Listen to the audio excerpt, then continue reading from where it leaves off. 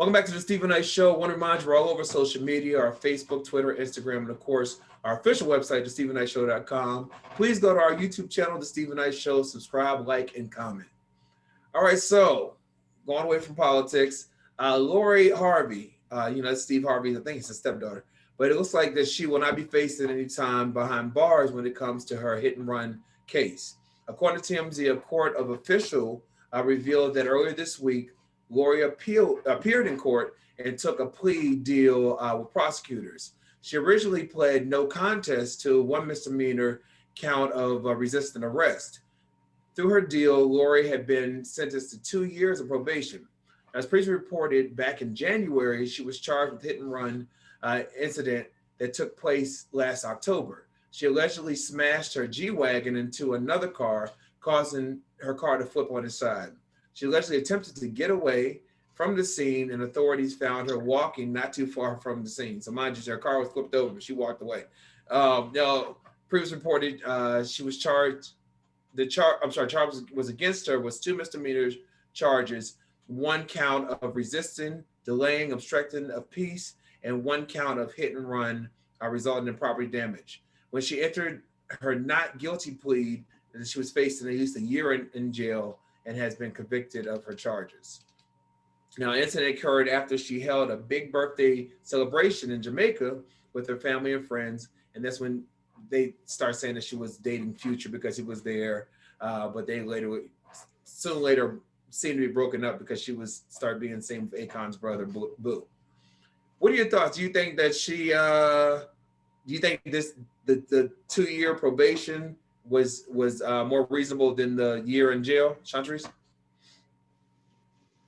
I think that if you have enough money, anything can be reasonable. And I think it's unfortunate that, and I know this isn't really directly answering the question about Lori Harvey per se, Right. but if we want to liken it to our lives, we would probably go to jail, or we'd be going on the weekends, or whatever type of situation, we'd be locked up just because.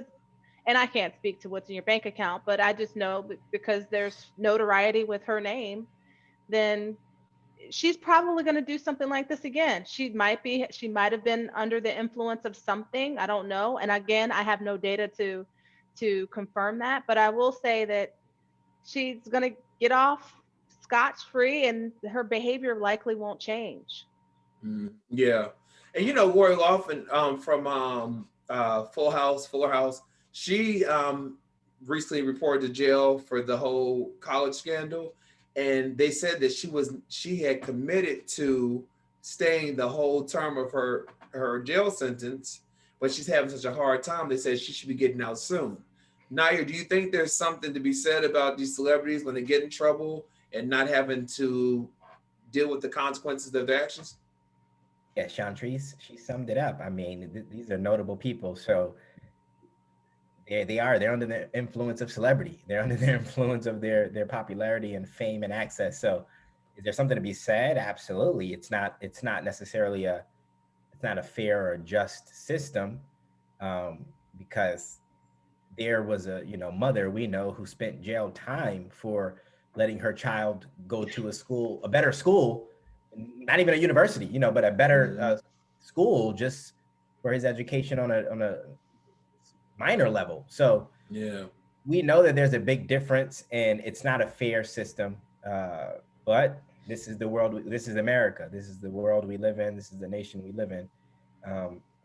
It can change, but it would take a lot of progressive people to be in the right place, really, really pushing for those types of changes. Yeah.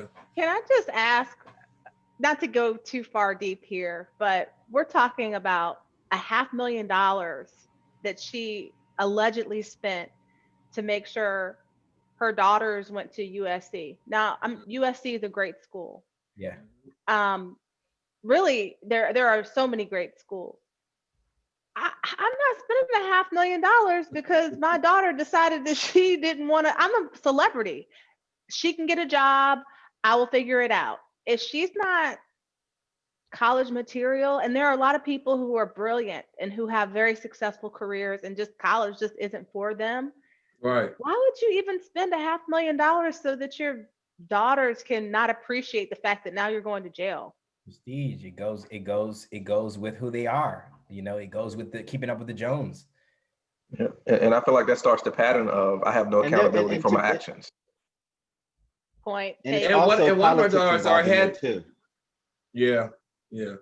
And one of our daughters already was getting a bunch of endorsements from our YouTube channel for things that she was already endorsing. So, her name was already out there. Chika, what are your thoughts? No, I was just saying there's politics involved in that too. These are people that golf together, they lunch Yeah. together, they have tea together, they go on vacation together, and you don't know what Mhm. backdoor deals they're making as in regards to other relationships that they may have and other things. So it's a lot of crossing over, so to speak. Yeah, yeah. What are your thoughts, Derek? Same as everyone. I feel like if it were you or I that wrecked your car and walked away from the crime scene, we would do some type of jail time just as a deterrent to let us know don't do that again. And when you're a celebrity, you can. It's sad, but it's monetary. You could pay a fine, and then you do probation, in which probation you're still able to live your normal life, do everything that you're typically doing because you're not in risk of not getting the job because you're a celebrity. So you don't care if that's on your record or not.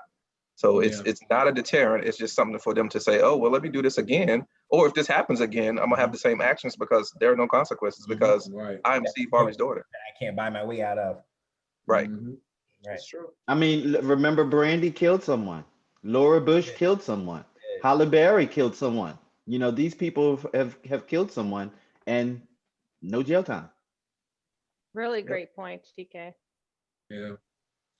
Well, our thoughts and prayers go with the family and friends of the legendary host of Jeopardy, Alex Trebek. He passed away at 80 years old.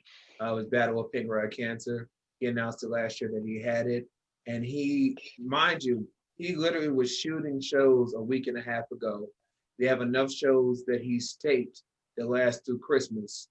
And so Christmas will see his last show. He's known for just being a good person, a nice person, and he has a huge legacy that be left behind. Chike, you being, when it comes to television and movies and whatnot, what are your thoughts on the passing of this giant? I mean, he's a legend. And the thing about it, which makes it so much has more weight to it, is that he was in our homes every day. Like this Yeah. is For someone 35 you're eating years. dinner. Yeah, you're eating dinner and he's right there.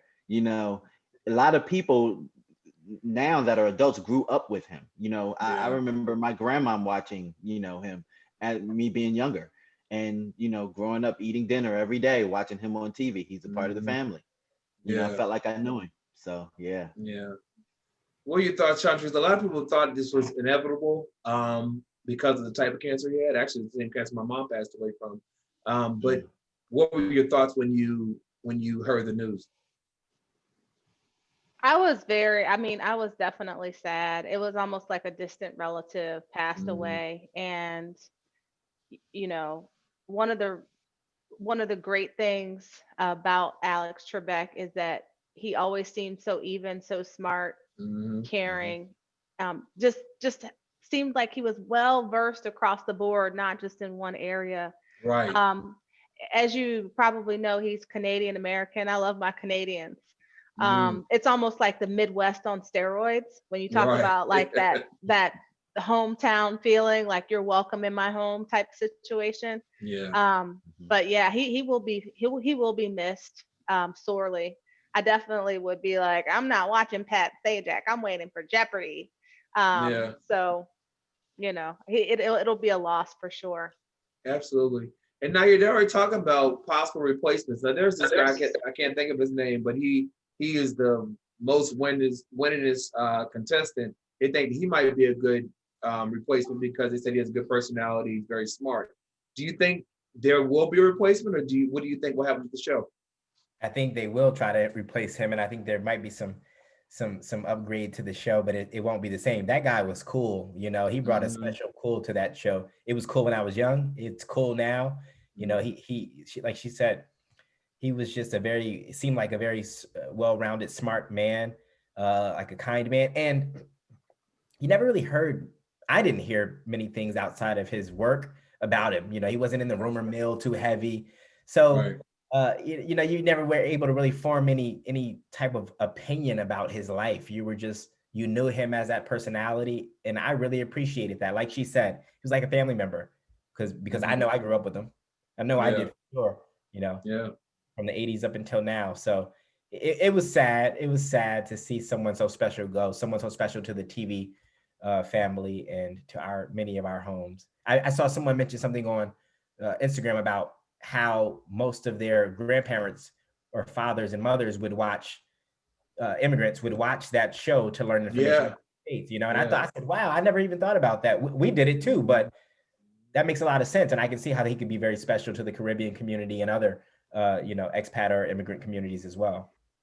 Yeah, I saw there was a gentleman, he said, I learned English because I wanted to watch your show.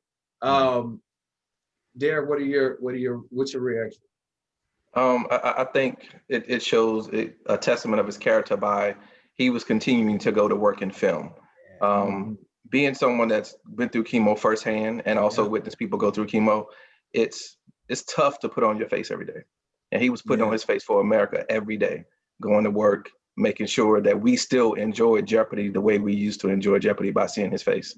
So he'll definitely be missed. And as far as replacements, it's funny that you have that book behind you because I was all day thinking about Trevor Noah could be a good replacement for Alex Trebek. So that would bring new life to the show. I think a different life. You know, of course, it won't take away Alex Trebek's what he brought to the show, but it'd be a different, you know, and instead of them trying to replace who he is, bring a different life to the show. Right. You know what I mean? Yeah. There was the one contestant last year who was on the show, and he answered the question incorrectly. He said, "What is We'll Always Love You?" And that made him tear up. And that was, yeah.